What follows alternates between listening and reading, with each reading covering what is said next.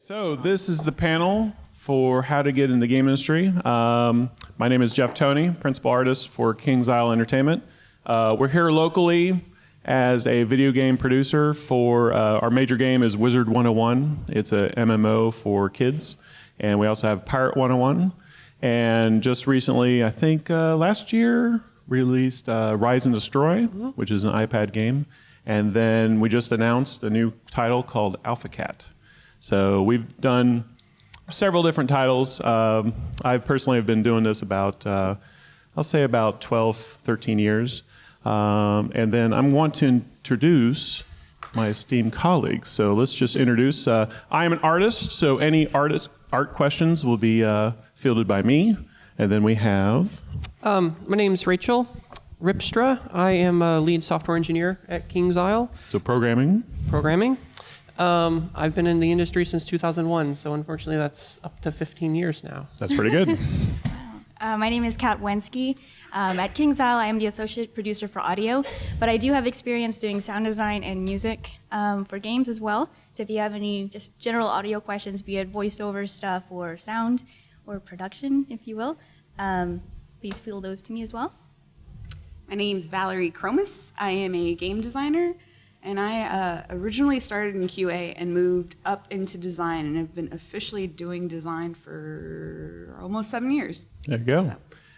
First of all, let's get a show of hands on who's interested in what. Art. Who is interested in art? All right, who's my artist friends right here? Okay, good. Who's interested in programming? Engineering? Good, okay. Sound, voice acting, Yes. sound design? Yes, more hands. What's that? Yeah, Sure. yeah, absolutely. Definitely. Okay, and then finally design. Okay, so we're actually, kind of four-way split, really. Who is interested in community? Not represented right now. And we also have marketing. We also have producer. Okay, yeah. There's many different roles you can do you don't have to do programming or art or anything like that for it. There's a lot of different things. Since it's a team environment, we have a lot of different people. I think we're up to 250 people or so for Kings Isle. And the larger the corporation or the company, the more you can find a niche that may fit you. But first of all, I think we'll just go with art.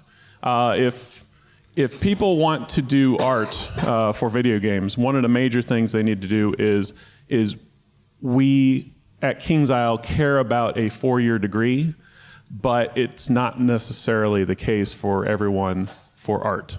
As long as your portfolio is good and you've been practicing through high school and maybe through college, but you haven't got your degree yet, the portfolio is what matters. And one of the things that we have to look at is a lot of different portfolios, so keep it short and to the point, and we don't need to have more than, say, 2-3 minutes of video for any art that you can show. Right now there's kind of a resurgence of 2D art, since mobile games are such... who's into 2D art? Who's into 3D art? Who's into 2D? Yeah, pixel, okay. Anyone into 3D? Okay, cool. There's actually a lot for both. You don't have to, you could specialize in one and make a career out of it nowadays. I would have to say in the mid, 2000s, it was pretty much 3D or nothing, but nowadays with the advent of iPad and everything, you could be a pixel artist, and it's very nice. But one of the things that you need to worry about is show your process the best.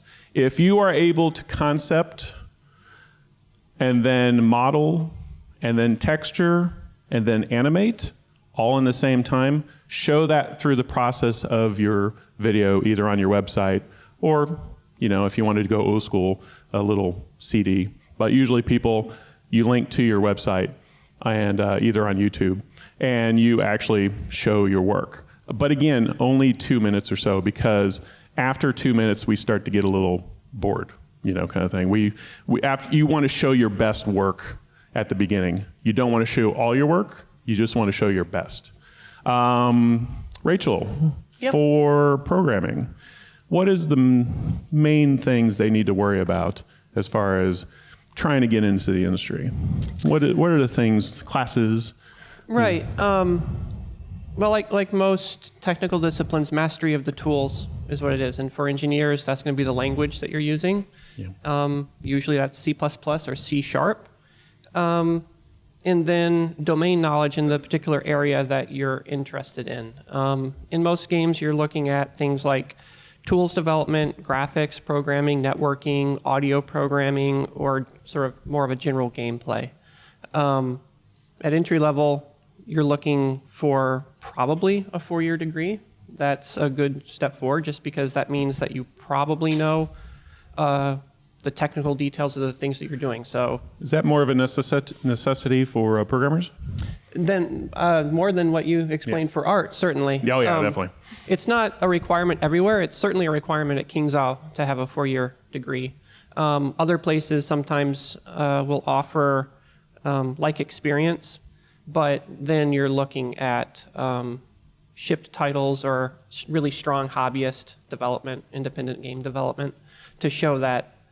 Well, I guess the main difference between a hobbyist and a professional is completing projects. A lot of people Yes. who are like making games, they go through the fun part of building it out, figuring out what they want to do, getting a prototype out, and then This is a very important point, guys. you feel good about yourself and you're done. And you show it to your friends and everybody's great, but you can't sell it because it's not going to work on every platform. It doesn't have all the features you need to make people go, I will give you money for this. And so if you have a degree, that's a good sign that you can finish things. And if you don't, then we're looking for more completed projects that you can demonstrate, similar to a portfolio. Yeah.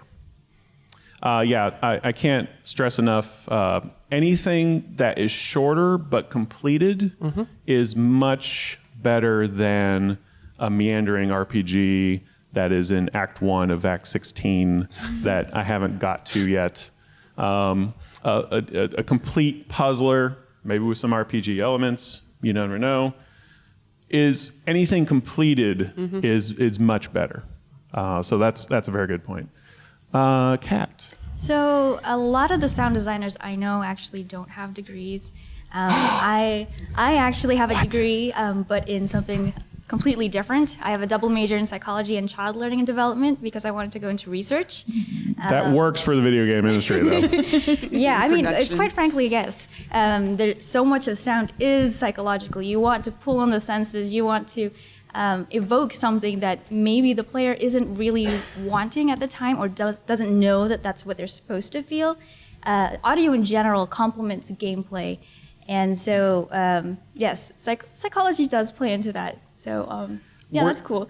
But Can you dabble in sound? How do you dabble in either sound design or what kind of programs you can use that may be free? Sure. If we're talking about free programs, there are a lot of people that use things like Audacity and Goldwave. At KingsIsle, we use Reaper, which is significantly more cost-effective than things like Pro Tools. Pro Tools is also an industry standard as well. I've known some people that use Ableton, which is What is that called? Ableton. Ableton. Mostly musicians will use it, but I do know some really talented sound designers that do some very unique things with Ableton.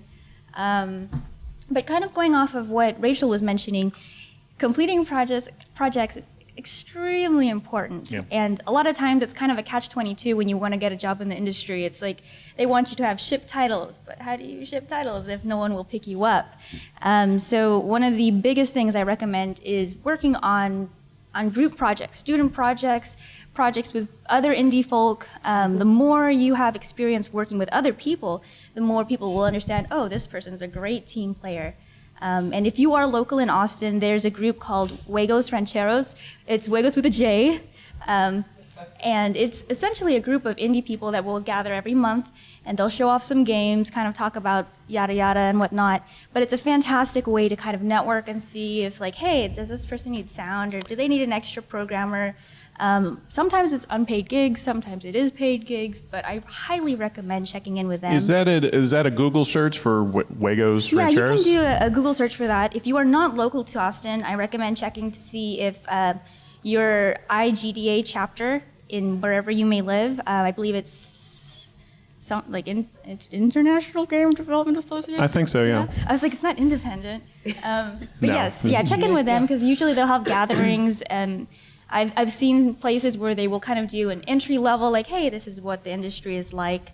So that's a fantastic place to kind of pop in, learn a few tricks, or even just poke around and network there as well. Another neat place is to look at gamedevmap.com. It shows a very comprehensive list of the game studios throughout the world. There are some that might be missing, some of the smaller studios, but they'll also list out like these are specifically developers, these are specifically publishers, or these do both, and sometimes like what platforms they might be working on as well. Yeah, I was surprised there was probably 120, 130 companies in Austin, that has were a lot of yeah, places. it's pretty good. And that's one of the things is also getting a job in general. It tends to help to move to the place first. I kind of went to Austin mainly because of the buzz around Origin, around some of the older places where this is a place where game development happens. It was, for me personally, it was between Austin, San Francisco, possibly Boston. Nowadays, Maryland, around Bethesda for the Elder Scrolls. Around there is pretty good. If you want to work for Raven, go to Madison, Wisconsin. You know, that's an odd place to go, but they're a really good developer. So going to the place tends to help. It gives you a little bit more face time. I mean, just being here helps with networking for Austin game development. I mean, we're only here. Yeah, good. I was gonna say I actually did the same thing too. What's that? I worked in Dallas. I worked on. Dallas has some. Yeah. I was an intern for Borderlands, and then after that, I'm like, I want to actually try my hand at other types of games, and so I moved to Austin before having a job, actually, which There you is go. the most Perfect. terrifying thing ever. Turned out Austin's a great place. Yeah, Austin is fantastic. There are so many small studios that are very welcoming to people that are entry level. So what was that name of that site? Game Dev Map? Yes. Okay. .com? GameDevMap.com. Write Okay. it down. Check it out. I don't know if it works well on the mobile, but check your copy. It's actually pretty much just a Google Earth, and it Yeah, shows it's pretty where neat. exactly they live, the game studios. It's pretty nice. Valerie, sorry, you're last, but not least. Not Design least. is very important. Design is very important. In fact, typically there are about 3 branches of game design. I only know 2, so this will be Systems. educational. Creative and content. Okay, cool. Content.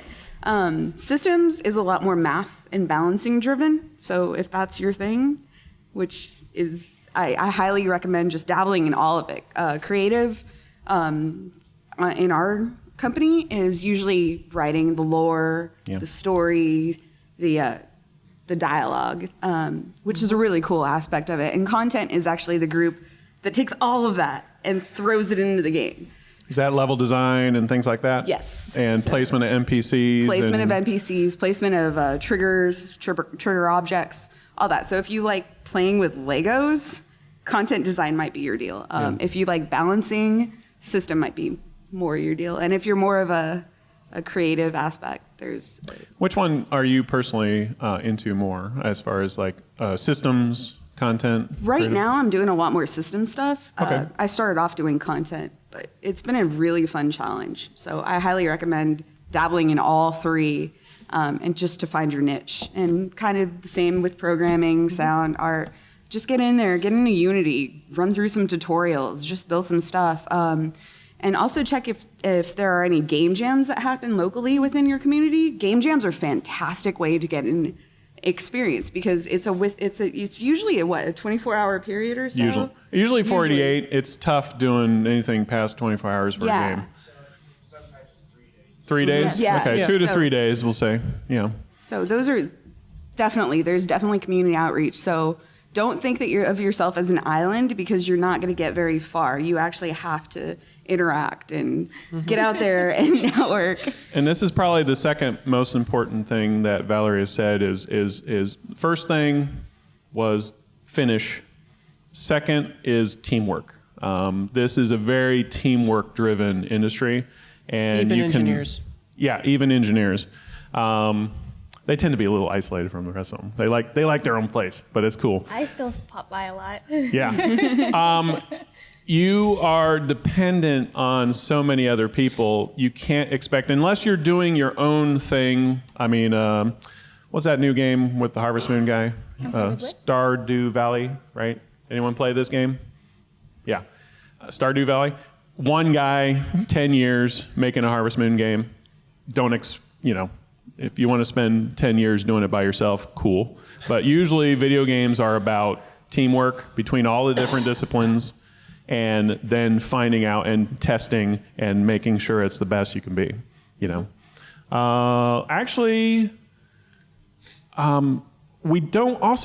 we didn't say anything about creative. Anyone writers? Any writers here? Okay, cool. I could probably speak some to that since we work Go with ahead. creatives a lot.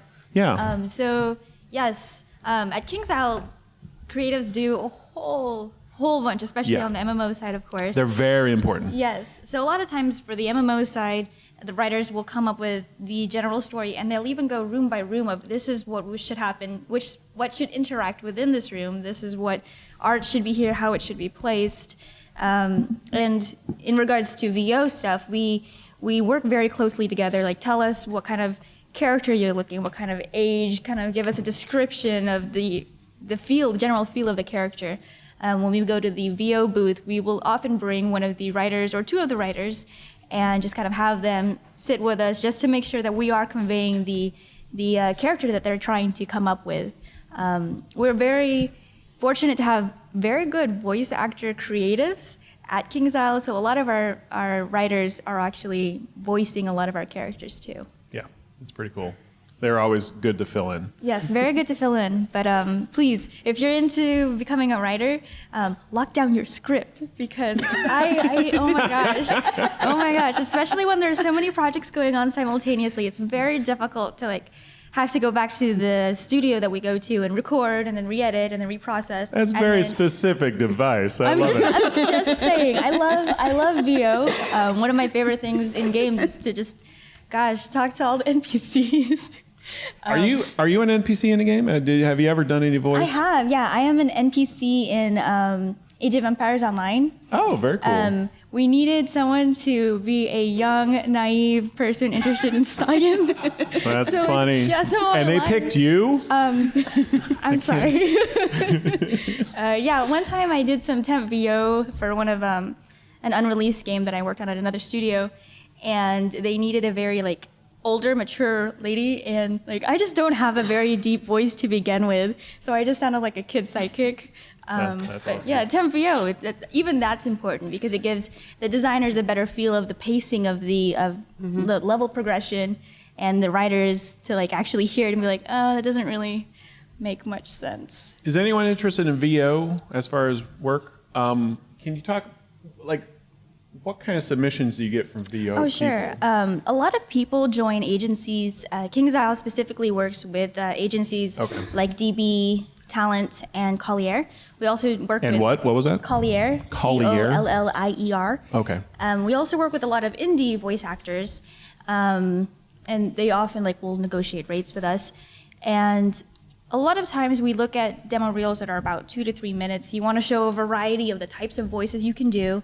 I recommend making sure that it's a very clean reel. I've heard some where you just hear so much background noise and so much So excess tinniness, stuff. so basically echoes are bad. Echoes, but I'll hear dogs in the background or their TV. Really? In their portfolio? For some people that I have my stumbled Lord. across, double check it, make sure it's clean because you want to convey the sound of your voice. Sometimes if there's music in there, sometimes it can be distracting instead of adding to the overall feel you're trying to give. But it's the same thing with an audio demo reel. You want to make it not too excessively long. You're not trying to give this whole... So you're like an artist too. We get bored after a couple minutes of listening to something. Yeah, Okay. and then also keep in mind that a lot of times employers are listening to a whole bunch of reels.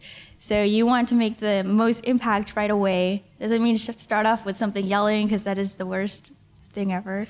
That's funny. But yeah, I recommend having an online demo reel. sometimes CDs just get lost in the mix. How hard is it to get to something like an agency like that? If you're an independent person, I mean, is it hard to just contact them, say, hey, I'd like you to represent really. me? I could be completely wrong. It really depends on the agency, but I know there are some agencies where you sign up and they will kind of help coach you along the way, and it's relatively easy. Some places That you have seems to simpler than I audition for, and then based on your level, that's how they decide if they would like to pick you up. That's cool. Valerie, I wanted to talk about resources for designers. Design is so nebulous in some ways. Right. It really is. It's not, you can't really show necessarily a portfolio, but what do people usually look for newer designer? A lot of companies will actually give out a test. Okay. Yeah, depending on which particular role you're wanting to go for. Like a systems design test, they'll give you a lot of values and say, create equipment and balance it, and then tell us why you did it this way. For content design, most of the time you can do just a simple portfolio similar to... Would a flyby of a level that you've created be good enough? Is Absolutely. that just a quick tie-in of this, I made this level and I'm spinning around this? Okay. Absolutely. And another thing you can do is create top-downs of what you imagine in your head and translate it into graph paper. Yeah. Just show your steps. You started off with a top-down and your idea morphed into an actual level in Unity, and then you just go through a play-by-play of how you did that. And So actually, that's not much different than art, right. in that we like to see the initial sketch, if you've done it. We'd like to see the next part, which is a 3D rendering possibly, and then a flyby or a spin of the final render is not bad either. So actually, the same process applies to either design for level content. Now, systems, that tends to be more programmer related. Do you guys give a test too? Absolutely, Okay. yeah. What is entailed in that usually? So with engineers, usually we do a phone screen first, and when I'm conducting a phone screen, I'm usually looking straight up technical stuff. So You're asking specific questions? Specific questions Okay. about general, like electrical engineering, computers, language-specific things. If it's C++, do you understand scoping? Do you understand what the keywords mean? Do you know what virtual means? Do you know what static means? All I know is All that stuff. I don't need to dereference a null. That's bad. Apparently. That would be bad. That's the only thing I know. Yep. Just to see if you understand the tools and to try to get a sense of matching up what you say you've done and doing on your resume to me talking to you.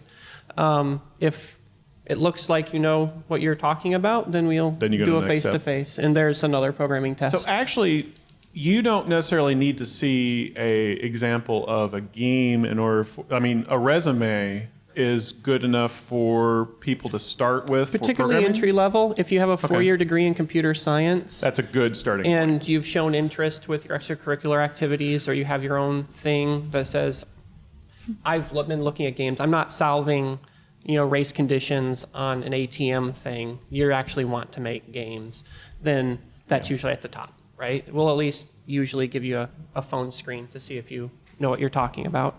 But once you come in, then we're looking at, can you debug code?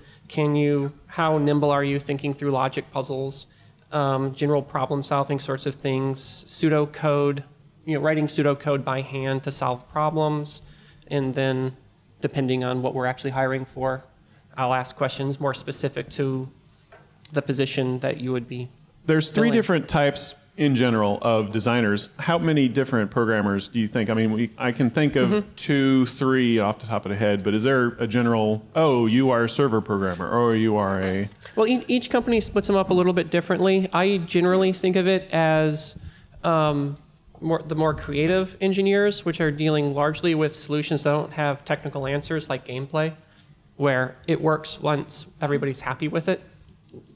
And then there's all the disciplines which are much more technical focused. So networking, graphics, where you're saying, this is the set of things we need to do. This is how many objects are on the screen. It has to run in this many clock cycles. Can you make it do that?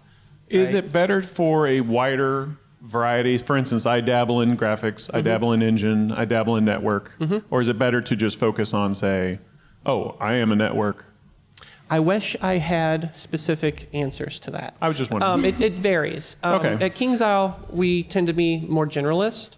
Because we don't know what we need next sometimes. It keeps changing. Okay. So generally, most people do some gameplay and then specialize in something.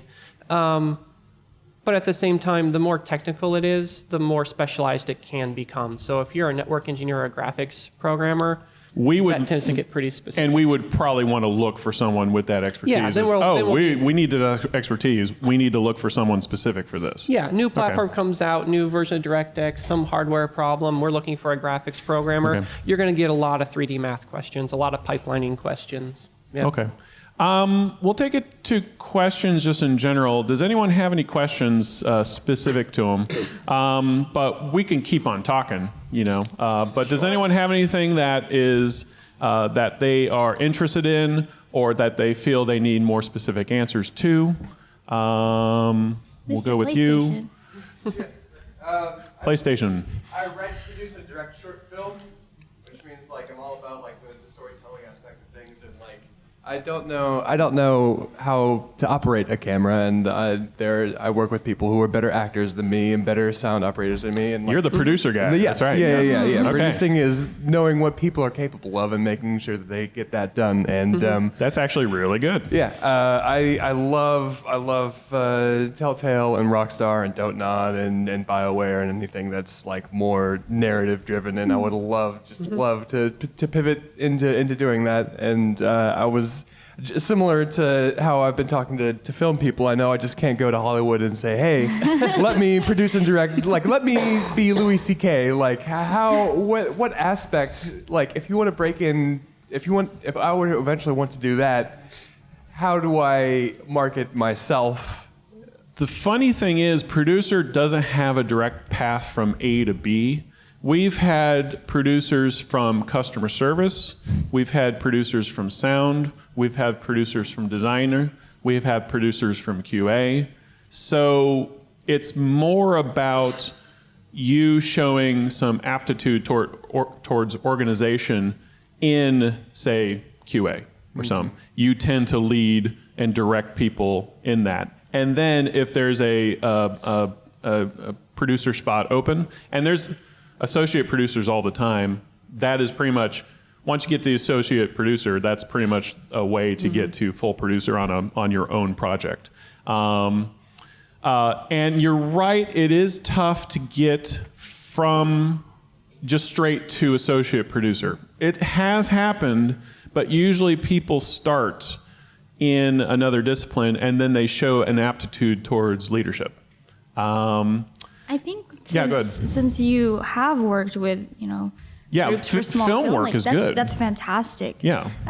Because you can translate a lot of that into working on small indie projects, and then once you have done that, I think that would look fantastic on a resume. I've led a team of 4 or 5 people, and this is how we got from point A to B to C to D. Since I am in the production realm, as Jeff mentioned, you can come from a different discipline. I specifically came from audio, and it wasn't audio at Kings Isle. The company I was at before this is called Gleek, and it is a contract house that would do sound for multiple types of games, different studios and whatnot. And so when you are a contractor, you kind of see what it's like for coming in at different parts of the development cycle. And so that's something that I brought from there to translate into Kings Isle, and being able to convey what you can bring to the table and how you can help their organization, I think helps a lot. Yeah, so I think I feel your focus is narrative video games. Mm-hmm. So I don't know if your film expresses that, but if it does, I would maybe be able to detail, I led a team of so-and-so people and we did this short film, here it is, this is my role in this is our problems, this is what I had to solve to do that. And that's more of a, for you, that'd be Telltale is looking for an associate producer. I got my resume out. I'm sending it out for them. Didn't you raise your hand for writing as well? Yeah, I mean, Yeah. that's Okay, how it started. writers That would another be good one, too, creative. yeah. Yeah. You could start by actually scripting out NPCs and then. I guess the moving point on. is there's no single path for it. It sounds like you're on the right track though. Cool. And I don't know if are you local? Ohio. Ohio? It's one of those like. Ohio, go I check would our move. GDA. Go find a chapter there. Go find There's a not chapter. much in Ohio for game development. Exactly. But it sounds like you have a certain amount of faith and want to play with Telltale Games, BioWare, all this. BioWare's here in town. While you're here in town, don't know if you can actually contact someone from them. I mean, we're narrative too, type of thing. We'll get a business card from you if you want. Right on. But focus on those certain video game places kind of see if they have any openings for that, and then have your resume ready. It sounds like you could get at least a first interview with the production stuff that you've done. So Or internships are always helpful. super cool.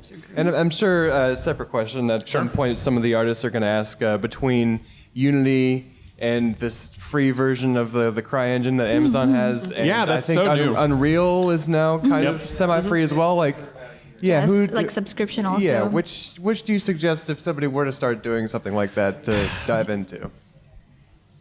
That's more of an engine question. It kinda so that's depends, more design too. actually. If you're looking at narrative, Yeah. I mean, you're not going to be organizing a team necessarily, but if you're looking at narrative and creative, I would be looking at modding a game. Something that already has art assets, something that already has audio assets, something that already has systems in place, and rebuilding them in creative ways. and I to believe give different Unity has a strokes. better support for that with all their I think art assets Unreal and has stuff. a better support. What's that? I think Unreal has a better Oh, we're gonna support. fight. Ready, We're gonna ready. fight. Okay, explain. Unreal has a good. So I actually just recently checked to see what Unreal is like now because I've used previous versions, and they actually have really nice templates of the different types of styles you might want to do, like a top down, a first person, a rolling ball, whatnot, and they actually have it mostly set up there. Do they have assets that you can use as I temp believe and they stuff have like some that? in-game assets too. In-game assets as well as a marketplace. It's recently Yeah. actually using it right now to build a main game. Oh, fantastic! Right. Yeah, I mean Unity has a great selection. Well, of I was in-game assets, expressing too. Unity has a great marketplace. Yeah. They have Unity a definitely has a much larger one. Yeah. From what I've seen. But I'm it's- not it's sure in more terms of how much established. free content Unity has overall. True. But then again, That's a question though for the artists. stuff on there. What was that? I was just telling you how there are some free placeholder. I just meant sort of overall comparatively. Right. Who has more free stuff to be accessed. Well, I was going to say for the artist people. Yeah, one second. The using the marketplace and getting some assets in the marketplace for either Unity or maybe. I don't think Cryotech has a marketplace yet, but it probably does. I mean, everyone seems to be doing that. And then showing, oh, I created this asset, I created that asset for the marketplace. That's really good for your portfolio too. This is for the artist. Okay. Anyway, I had some questions. All right. Well, I had your in the back. Where's the microphone? All right. We got the white shirt guy in the middle. Yeah, a question about programming. Yeah. So you've been in the industry for 15 years. Uh-huh. People who are new coming in the game industry or just new people coming in, is there anything that you're like, man, I really wish they had this one skill set that you're finding that a lot of people lack, like this certain thing, and it's just valuable if they know how to do like threading or like Right. I think what's missing in the knowledge of programmers coming in? What do you wish Right. they had? The difference between when I got in the industry and right now is there are a lot more trade schools like Full Sail that are training people specifically for game development sorts of positions. Is there any in Austin? Or is everyone in Dallas and Well, there's no with the gaming? University of Texas and the Austin Community College, they have Austin Community College is a great college. but also the development of independent games. You have a lot of people who are Yeah. doing it on their own. And the thing that tends to fall by the wayside in both of those things is the sort of breadth of education you get from a four-year degree in computer science. So one of the things I normally tell people is like, if I was left on my own to build things, there are courses that I took at UT that I am very glad I did, and I never would have otherwise. For me, So they force you specifically- to do something that you... yeah, for me okay. specifically, it's computer architecture. You know, I was interested in making games, not learning how a computer works necessarily, right? Not in that amount of detail, but knowing how cache systems work, knowing how processors thread and the pipeline of processors work, how all the data is moving. It lets you build better algorithms. It lets you construct things in a way that works better than you would have otherwise. Because there's a lot, the problem with most engineering is that there is more than one solution, and the correct solution is contextual. And if you don't have the breadth of knowledge to know the platform that you're writing for and the tools at your disposal, you're probably going to choose wrong. So just the breadth of knowledge. Where are you in your education right now? I've done 3 years and I've taken a break at sport and Okay. moved to stuff for a startup. But, so it's very just it's technical. Like you got to know how to do Yeah. lower level if you want to make an optimized game. The easier stuff is people coming up with fun game ideas and then coming up sort of with the highest level algorithms of this does this and I need an inventory and that sort of stuff. But then eventually you're going to have to write a system that says, okay, there's 1,000 images. How are you going to have those on the screen at the same time? How are you going to dynamically load them? What pattern are you going to be doing, right? And if you are just doing it sort of happenstance, you will get an answer that works, but it may not work on the most systems. Yeah, it's like, okay. All Like I right. said, it's good for a hobbyist, but if you're Yeah. trying to ship something professionally, then a little bit more, yeah. Yeah, go ahead. Up front. Do you have any voice acting exercises you would recommend? Voice acting recommendation. I recommend practicing making sure that you are standing up straight. You want to make sure your diaphragm is open because a lot of that air is right up here. And if you're like kind of In a hunched whirl. over, it's just kind of really like caged. When you're sitting up properly or standing, because normally we'll do VO sessions with people standing, and you have all this open, like you sound so much better. You have that excess of air. Also, make sure your pockets are empty. Make sure your phone is off, because man, those are so difficult to clean. It's just messy. Don't do that. I recommend tongue twisters are fantastic. What is? Tongue twisters. Tongue twisters. Okay, so Yeah. just basically a couple like- of. Okay. Peter Because Piper. it helps you kind of loosen up as well. And before you go to a VO session, make sure you are well hydrated the night before. Because if you're not, you'll get like little clicking in your mouth that even if you're drinking during the session, like it will persist. Apple juice is something that we also have voice actors bring because Apple juice. it keeps your That's the palate all secrets nice to the and stars. moist. I'm sorry? Apple juice. Does anyone have any design questions or art questions? All right, saw your hand in the back. Well, in the middle, sorry. Girl with the glasses? So this is a writing question. A writing, good. Kind of a technical one. Is there, as somebody who's in design, is there a particular format of like file types? I've heard Celtics thrown around or Scrivener. Is there a particular program that the writers like to use for doing branching narratives or dialogue trees? That's actually a good question that I don't really know how to answer. Do you? Now, is this like almost a script? Yeah, Okay. for scripting or for portfolio submission purposes. Is there something you like to see in the portfolio? I don't think we care about file type. I mean, Yeah. truthfully, I think we use Word. Truthfully. Yeah, that's all we use. Yeah, we only use Word. We don't necessarily. If there's something to the next step, we don't necessarily use it. So Okay. that's actually, as long as we can open it and read the content. And then along those same lines, like what types of writing are you looking for? Character bios, or would you prefer a script between two characters? Both, actually. Yeah. If you're one of the keys to creating a story in game is you're going to have to create the lore, and on top of that, you're going to need to write a script. So I suggest creating the lore and the bios first, and then working on your script. Yeah, and I wouldn't go too wordy with it. I mean, it's nice to be succinct in that.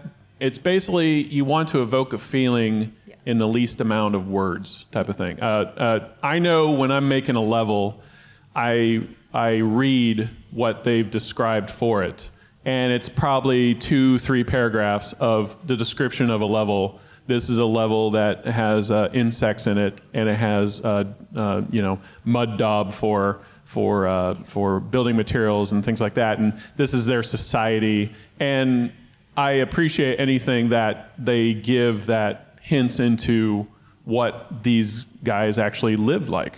For us, our game is very magical, so you can have a lot of different references to fables and stories and stuff like that. So that's really nice, and I always like when the writers add that little extra something for that. Also, for writers, submit stuff for, you don't want to submit stuff for, say, sports games if you're into role-playing games. You know, there's a certain point, even among the writers, there's a certain point where someone's more technical, someone's more narrative, someone's more, you know, descriptive.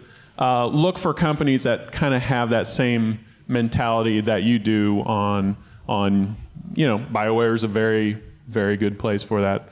A lot of people like the writing, you know, stuff like that. Seems to be the fan favorite. Any other questions? You had your, yeah, go ahead. Hi. I need an art question. Sorry to disappoint you, but this is actually a writing question as well. Okay, go ahead. It's kind of two-part. So I'm a published author, but I'm also a first-year student at a business school right now, getting my MBA. So I really just wanted to know, in the words of the panel, just how someone can kind of like cross over and make their interest apparent if they come from like a super non-traditional background. Like I worked in corporate jobs for my entire career, but now I want to move into video games. And two, particularly like on the writing side, what can I do, like obviously besides showing you my novels, that, you know, to inspire someone to give me an interview and take a chance and to show that I can do the job, if that makes sense. That's a good Short question. stories are really good. One of our writers actually he used to work for CNN, which, you know, you wouldn't who's really that? translate one of those fellas into working on Is that children's John? MMOs. No, Bo? no, try again. Oh. It's Rob. It's Rob. Oh, try again. Yeah. Okay, cool. So, I mean, yeah, he This came is from a CNN. different place. But yeah, I highly recommend kind of, you know, starting to write short stories because it's engaging and it's a smaller scale, and being able to share those would be really You said you were a published a novelist? You had a published novel? I do, and I was also wondering along those lines, would Is film it- scripts too Oh yeah, be a good thing? yeah, Okay. that's great. Truthfully, getting a scene from a novel and just submitting that wouldn't necessarily, if it evoked a larger world but still had a contained scene within it, if you don't want to do the short story route, that doesn't sound like a bad idea either. I you have know? both, but Okay. that's good to know. Yeah, yeah. Yeah, showing Just- that flexibility would be fantastic. and film script too. I mean, showing probably all three, but make sure they're not too much, a page a piece type of thing, or 2 pages a piece at the most. Again, your best work only, not all your work. That's pretty much, and it's kind of the way for most creatives is, let's see your best stuff. And usually show your best stuff first, because usually what we do is if you got 5 minutes of video and you open with a really crappy rendering of something, we're going, you don't know how to edit yourself. You don't know how to front load your best stuff. So just take a critical eye and just see, oh, this is my showpiece. This is my showpiece art. This is my showpiece writing. This is just evokes a nice feeling, you know, kind of thing.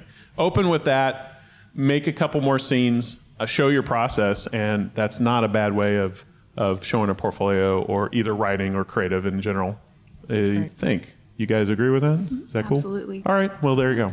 Great, thank you. Art. I want to art. Okay, you. So pumped. As far as portfolio content, Yes. would you rather see like a certain set style, or would you rather see someone who has like who can do a very wide variety of styles? Having a style is excellent for art because it shows us what you can do. Having a couple different styles, though, shows me that you're kind of chameleon, and you can also see, if you have a style and we see you mimicking a couple other styles, maybe she could mimic our style too. So that's 2 different tracks almost. If you want to be a concept artist, we want style only because we love your style. Let's get it. If you want to be more of production, level design, character design. We have a style for something existing. So being able to mimic that is not that bad either. So it's actually a little bit of both. It's sort of like if you have a distinctive style, go with it. And if the people don't want that style, well, that's just the wrong place for that style. Is there a place around, for instance, Telltale Games has a distinctive style for some of their games.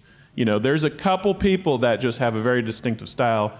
See if your style meshes with that. Double Fine has a very distinctive style for a lot of their video games. They have 2 or 3 illustrators that just do their art. And it looks like nothing else anyone else has done. And they love it, you know. And so really, it depends on what you feel you want to do. If you feel like, for instance, I'm a chameleon.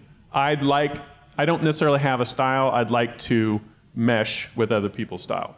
So I'm okay with seeing an inspiration from a concept artist, going, okay, let's see how do we translate that to the actual game, okay? So you can almost do both. Okay. It depends on your own personal interest, though. Right. I can't answer that for you, though.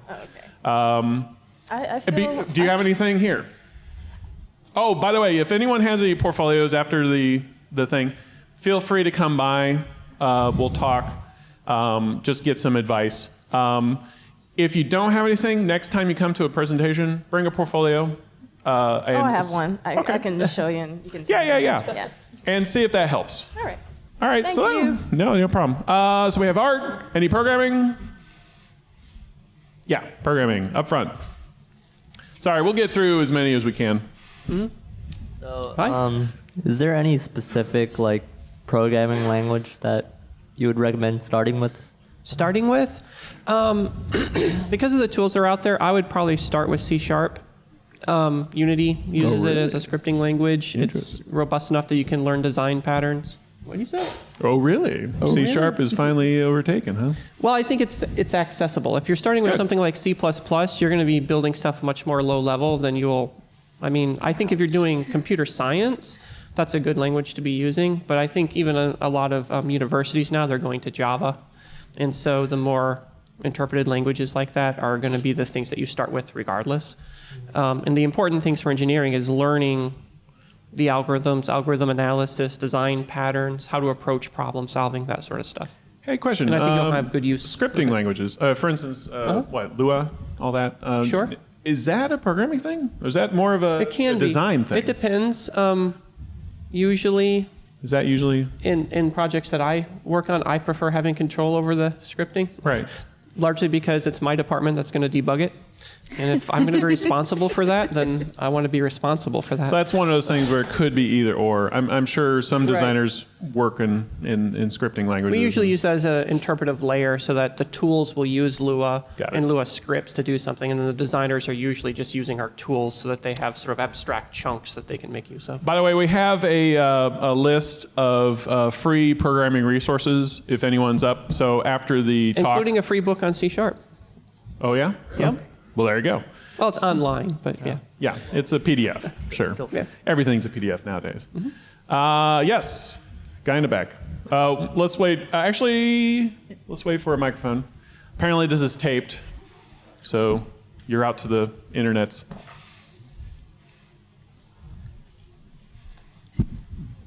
This might be related to that. I know a number of years ago, Neverwinter Nights came with a very detailed level editor.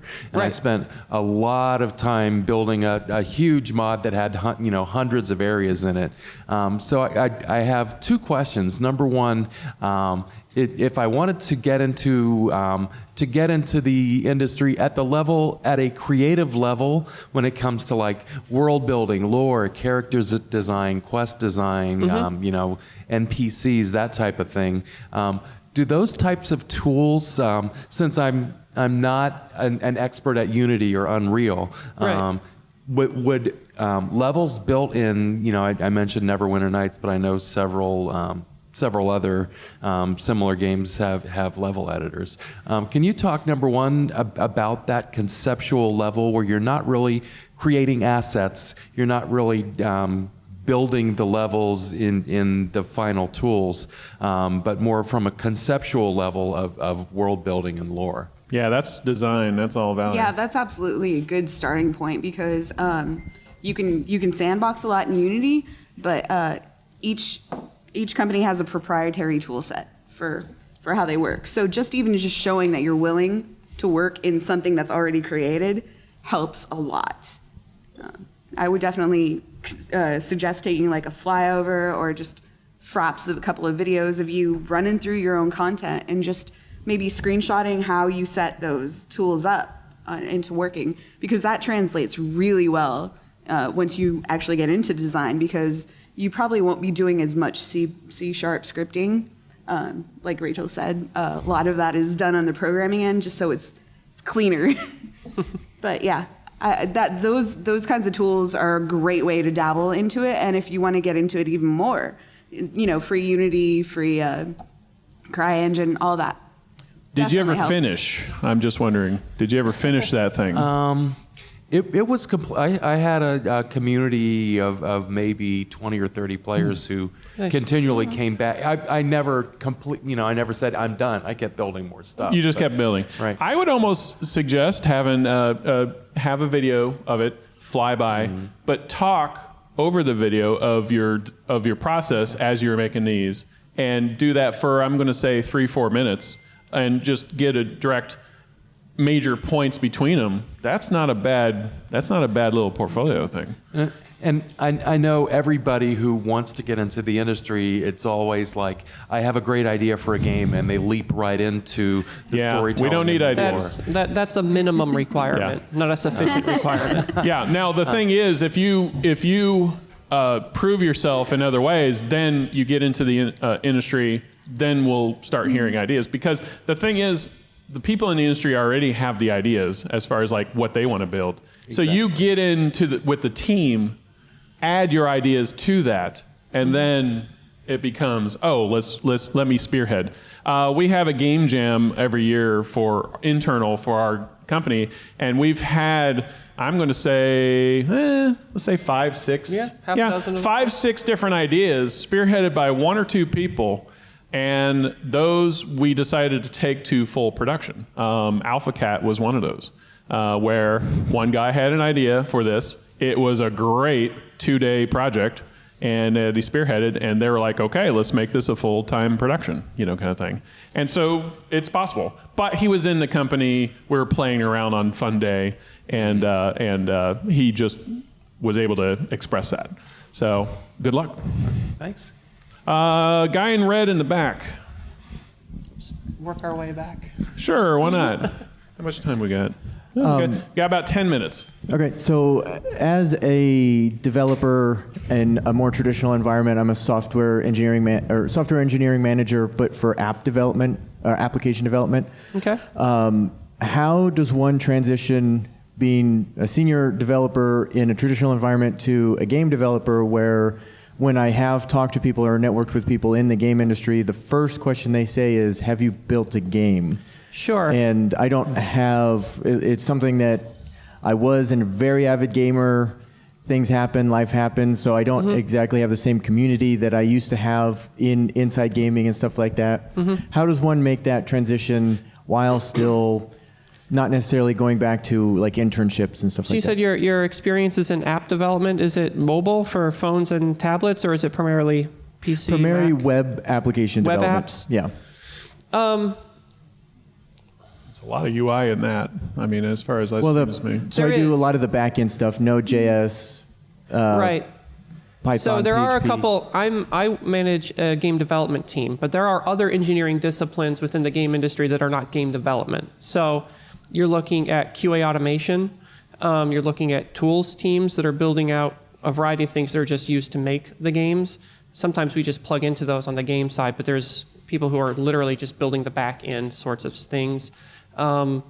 We have engineers that work entirely on build machines, just reliable ways to build our code without using our machines, distributed systems.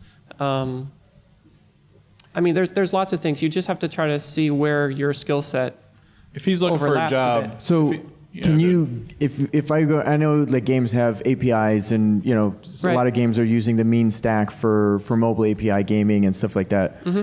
Let's say I get in there. Is there any way to transition to actually deving on the game from within the company?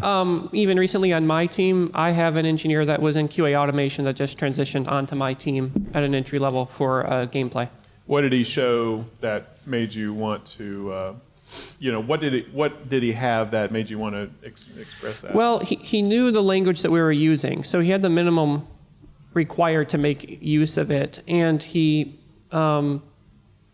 did know games. So I mean, I would, like, if you were applying to KingsIsle, I would start playing some mobile games and some MMOs just so you know what it is. I mean, even if you're a really technical person and you want to do very technical sorts of things, if you're going to be working on a game, you're probably going to talk to a non-engineer at some point, which means the metaphors they use, the references they're using are going to be, you also got to talk slower to them.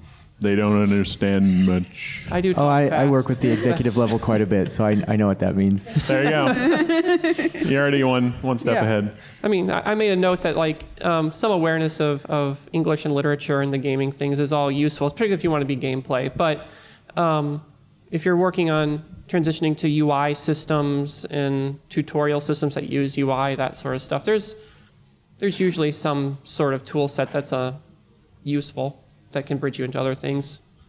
All right, looks like we got 5 minutes, so we'll go way in the back. Girl in the nice, pretty dress. Hope that's a dress. Thank you. My name's Cash. I'm a singer-songwriter, and I have some questions about how to break into the industry. What do you guys look for? How do you receive how do you like to receive the demos? And this is for writing, correct? Songwriting, yeah. Oh, songwriting? Okay. Yeah, so sound, music. Oh, sound, okay, got it. Yeah. So I would say it's similar to the voice acting and sound design demo reels. 2 to 3 minutes is a very good number to sit with. I recommend trying maybe just little snippets of different styles of music that you like to write for, especially with singing. Mm-hmm. For KingsIsle, we do record sometimes with live instruments. It really depends on what studio you're looking at. We haven't really done anything with actual singing voices, but we do. I have worked with some other studios that look for singers for their types of games that they're doing. And sometimes they need someone to sing for a cinematic, or even for voice acting. We have some voice actors that are singers because you already know how to use those pipes and you know how to manipulate them very well. So that's also another route that you can look into. Okay. Thank you. Good luck. Mm-hmm.